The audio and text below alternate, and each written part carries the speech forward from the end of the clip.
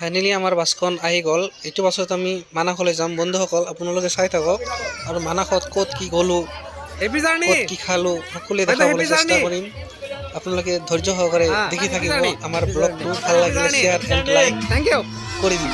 আৰু এনেকৈ আমি বাছলৈ সোমাই গ'লোঁ আৰু আমি চাওক আমি কেনেকৈ ফূৰ্তি কৰি আছোঁ, বহুত ইনজয় কেনেকৈ যাই আছোঁ। এনেকৈ যাই আছোঁ।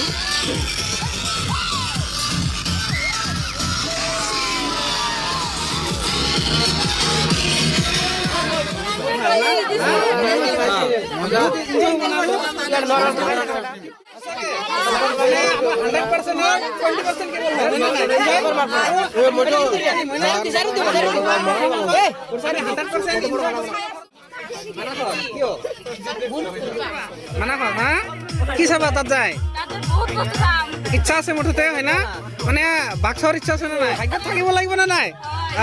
এটা কথা ক'বলৈ গ'লে কি বন্ধুসকল, মানে আমাৰ ছাত্ৰ ছাত্ৰীসকল প্ৰথমবাৰৰ কাৰণে মানাসলৈ যাই আছে, সেইকাৰণে মনত বহুত ফূৰ্তি। আৰু এতিয়া চাওক আমি ফাইনেলি আহি পালোঁ পঞ্চৰত্ন ব্ৰিজ পৰেদি মানাসলৈ যাব লাগে ইফালে দি গ'লে।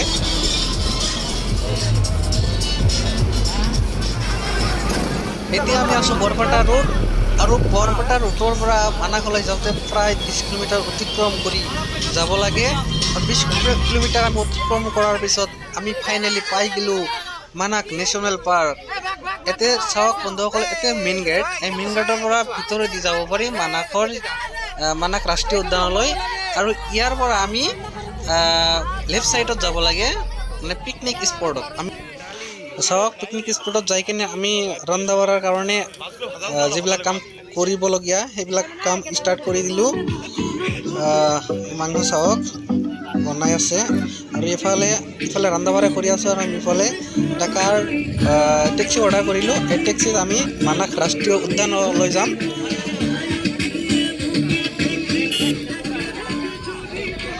ফাইনেলি ভিতৰলৈ সোমাই গ'লোঁ মানাস ৰাষ্ট্ৰীয় উদ্যানলৈ। আপোনালোকে চাই যাব, মানে ভাগ্যত থাকিলে বাঘ চাক দেখিব পাৰিম। এতিয়া আমি সকলোৱে ক'ত যাই আছোঁ? আমি মানাস আজি মানাসলৈ আহিছো।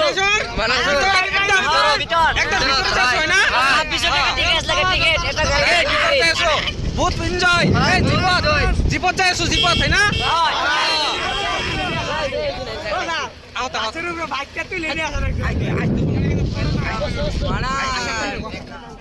চাওক বন্ধুসকল, এতিয়া কিবা এটা দেখা পাইছোঁ, আপোনালোকে ভালদৰে চাব।